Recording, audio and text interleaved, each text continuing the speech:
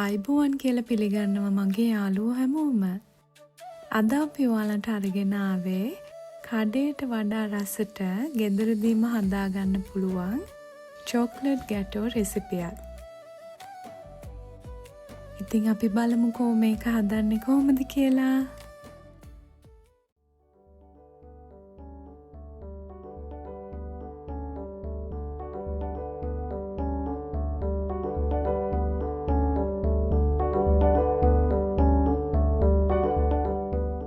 මුලින්ම sponge cake එක හදාගන්න යන්නේ බිත්තර සුදු මද 4යි වැනිලා තේ හැන්දයි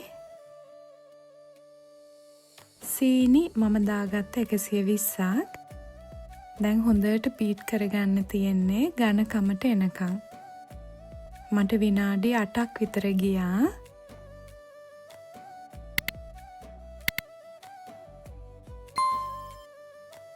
ඉතින් මේ වගේ ගානකට ආවහම මම නැවැත්තුවා.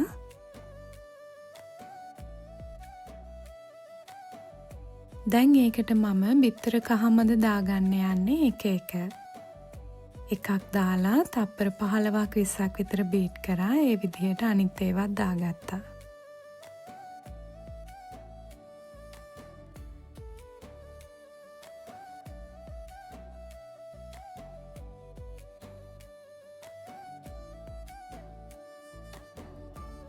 දැන් අන්තිමට ආයෙ විනාඩි 2ක් විතර මම හොඳට බීට් කරගන්නවා.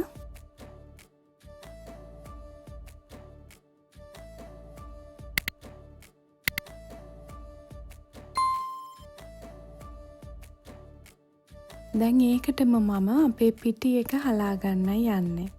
මම ඒකට පාන් පිටි ග්‍රෑම් 85යි, කොකෝා පවුඩර් ග්‍රෑම් 15යි, බේකින් පවුඩර් තේ හැන්දයි දැම්මා. දාලා එකටම හලා ගන්න.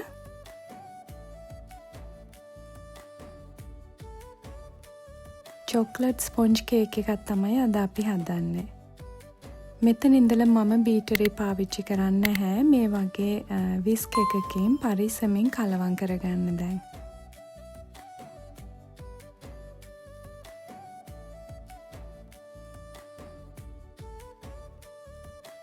ඉතින් පිටි කැට ටික දිය වුණාම මම මේ දාන්නේ දිය කරගත්තු මාජරින් ග්‍රෑම් 50ක්. රස්නේ පිටින් දාන්න යන්න එපා. ඔයාලට බටර් දාන්නත් පුළුවන්. දාලා මේ විදිහට පැතලි හැන්දකින් පරිස්සමෙන් කලවම් කරගන්න. ඉතින් දැන් හොඳට කලවම් වෙලා තියෙන්නේ. ඒක මම මේ වගේ ලොකු තැටියකට තමයි දාගන්නේ. මේක සෙන්ටිමීටර් 20යි සෙන්ටිමීටර් 30ක තැටියක්. ඉතින් මම තුනීවට හදලා කෑලි කපා ගන්න තමයි යන්නේ ලේයර්ස් කරන්න.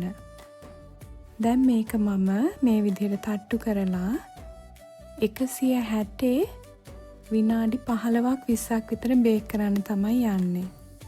මම ඒක කරන්නේ මේ විදිහට ෆොයිල් කොලයකින් උඩ වහලා. ඉතින් දැන් හොඳට බේක් වෙලා තියෙන්නේ. මේක මම සම්පූර්ණයෙන්ම නිමෙන්න තියනවා. දැන් අපි හදාගන්න යන්නේ රසම රස චොක්ලට් ක්‍රීම් ෆිලිං එකක්. ඉතින් චොක්ලට් මූස් එකක රස තමයි මේකෙන් එන්නේ. බෝල් එකක් අරගෙන ඒකට මම දාගන්නවා කොකෝා පවුඩර් ග්‍රෑම් 40යි, අයිසින් පවුඩර් ග්‍රෑම් 100යි. දාලා මේ විදිහට මුලින්ම පොඩ්ඩක් කලවම් කරගන්නවා මම.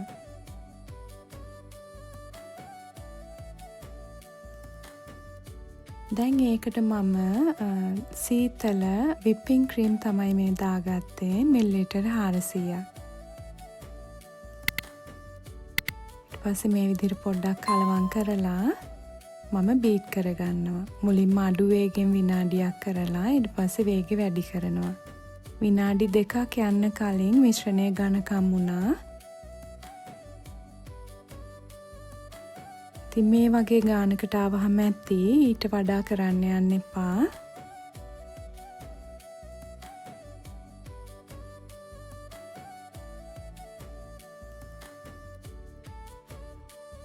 දැන් හරි ගානට ඇවිල්ලා තියෙන්නේ.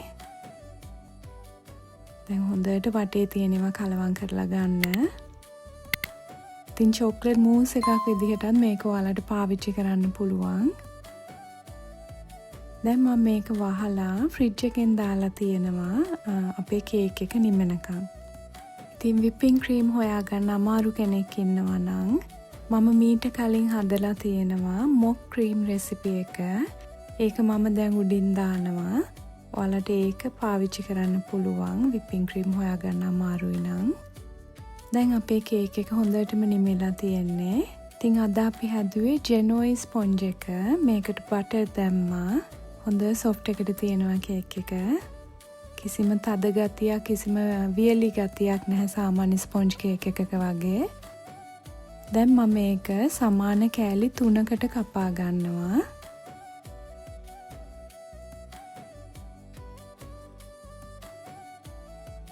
මේ තියෙන්නේ. ඉතින් මේ වගේ තමයි ලේයර්ස් තියෙන්නේ. දැන් මම මේ හැම ලේයර් එකකටම sugar syrup එක දාගන්න යන්නේ. මේක හදාගන්න හරිම ලේසි. sugar syrup එක මම හදාගත්තේ සීනි ග්‍රෑම් 50ක් වතුර කෝප්ප භාගයක මිලිලීටර් 120ක දිය කරලා ඒක ලිපේ තියලා උතුරන්න දුන්නා. උතුරනකොට භාගෙ වෙනකන් ඒක වාෂ්ප වෙන්න ඇරලා ඒ ඉතුරු භාගෙ තමයි මම ඔය ගත්තේ. දැන් අපේ පිරවුම දාගන්නයි තියෙන්නේ. ඉතින් හොඳ ස්ටේබල් ගතියට තියෙනවා අපේ විපින් ක්‍රීම් අයිසින් එක.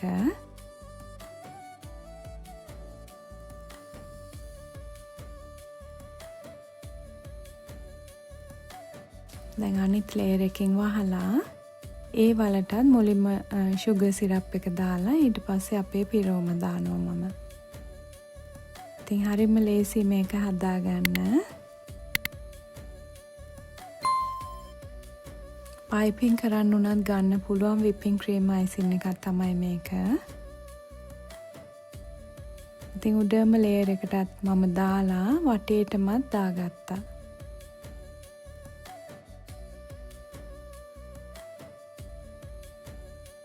දැන් ඒකට උඩින් මම මේ විදිහට හරිම සිම්පල් චොක්ලට් එකක් දාගන්න යන්නේ. මම මේක හදාගත්තේ චොක්ලට් ටිකකට බටර් ටිකක් දාලා රත් කරලා කලවම් කරලායි ගත්තේ. ඔයාලට මාජරින් දාන්නත් පුළුවන්. මේක ඒ විදිහට මම උඩින් තුනී කරගත්තා. මම මේක අද හැදුවේ කැරවන් ෆ්‍රෙෂ් එකේ තියෙන චොක්ලට් ගැටෝ ස්ලයිස් එකේ විදිහට. මේකට උඩින් දාන ඩෙකොරේෂන්ස් ඔයාලට කැමති ඒවා දාගන්න පුළුවන්. කජු ඉහා ගන්න පුළුවන්. ස්ප්‍රින්කල්ස් දාන්න පුළුවන්. මම මේ දාන්නේ කැරමල් සෝස් එකෙන් ටිකක්. ඉතින් මුකුත් නොදා ඉන්නත් පුළුවන් ඔයාලට. දැන් මම මේ කේක් එක ෆ්‍රිජ් එකෙන් තියනවා පැය භාගයක් හරි පැයක් හරි. විපින් ක්‍රීම් දාපු නිසා මේක ෆ්‍රිජ් එකේ තමයි තියන්න ඕනේ. එළියෙන් තියන්න බෑ. කපලා බලමුකෝ. ඉතින් හොඳ සොෆ්ට් එකට ආව කේක් එක. මේ තියෙන ලේයර්ස් එහෙම හොඳට වෙන් වෙලා පේනවා. අයිසින් එක දිය වෙලා නැහැ. ඉතින් හරිම රසයි මේ ගැටෝ එක. ඔයාලත් අනිවාර්යෙන් හදලා බලලා අපිට කමෙන්ට් එකක් දෙන්න. මේ වගේම බේකරි වල තියෙන අනිත් කේක් ස්ලයිසස් ජාතිත් මම ගේන්න බලාපොරොත්තු වෙනවා. ඔයාලට එහෙම හදන්න අවශ්‍ය කේක් ජාති තියෙනවා නම් පල්ලෙහෙන් කමෙන්ට් එකක් දාන්න. එහෙනම් ඔයාලට ගොඩාක් ස්තුතියි. ආයෙත් අලුත් රෙසිපි එකකින් අපි හමු වෙමු.